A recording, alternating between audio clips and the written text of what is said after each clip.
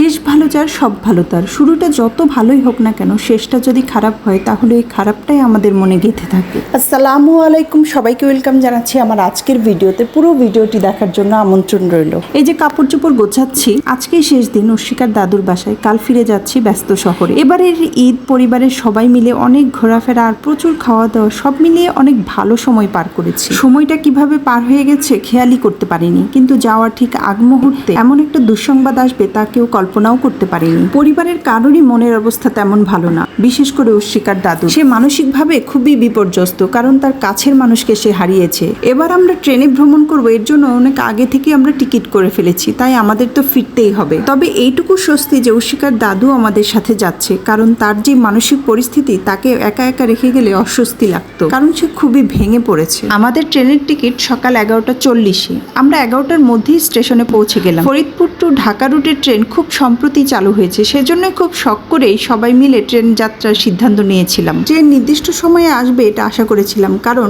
এবার ঈদে টিভিতে ট্রেন যাত্রা নিয়ে সবার খুব ভালো ভালো অভিজ্ঞতার কথা শুনেছিলাম, কিন্তু আমাদের ক্ষেত্রে তা একদমই হলো না। কমপক্ষে 30 মিনিট পরে এলো ট্রেন। ট্রেন আসার আগেও বুঝতে পারিনি আমাদের জন্য কত বড় যুদ্ধ অপেক্ষা করছে। এত ধাক্কাধাক্কি আর মালপত্রের ছড়াছড়ি যে পা রাখার জায়গা পর্যন্ত নেই। আধা ঘন্টা দরজার পাশেই দাঁড়িয়েছিলাম, সিট পর্যন্ত যেতেই পারছিলাম না। আবার এসি বগিতে এসি কাজ করছে কিনা সেটাও বুঝতে পারছিলাম না। একে তো প্রচুর গরম, তার উপর মানুষের গরম, তার উপর এসির বগিতে নিজের সিটে বসতে না পারার দুঃখ, সব মিলিয়ে মাথা আর কাজ করছিল না। তারপর চিন্তা করলাম, এভাবে দাঁড়িয়ে থাকলে আমাদের ঢাকা পর্যন্ত দাঁড়িয়েই যেতে হবে। এরপর আমরা নিজেদের প্রাপ্য সিট পাওয়ার জন্য যুদ্ধে নেমে গেলাম, অর্থাৎ ঠেলাঠেলি করে সামনে এগিয়ে অন্যদের উঠিয়ে নিজেদের সিট উদ্ধার করে অবশেষে বসতে পারলাম। নাহলে দেখা যায় আবার পিছাইতে হবে আমাদের।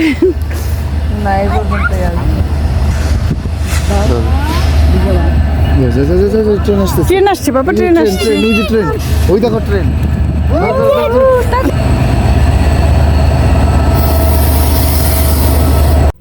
নিজেরা তো কাহিল ছিলামই, বাচ্চাদের অবস্থার চোখে দেখার মতো ছিল না।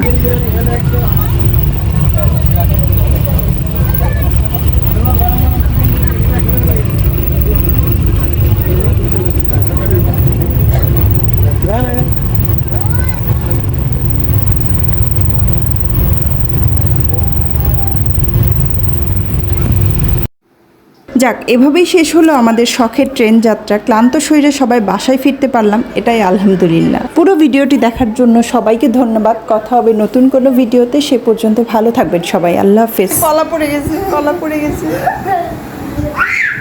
ওটা তুলে ফেলে দাও।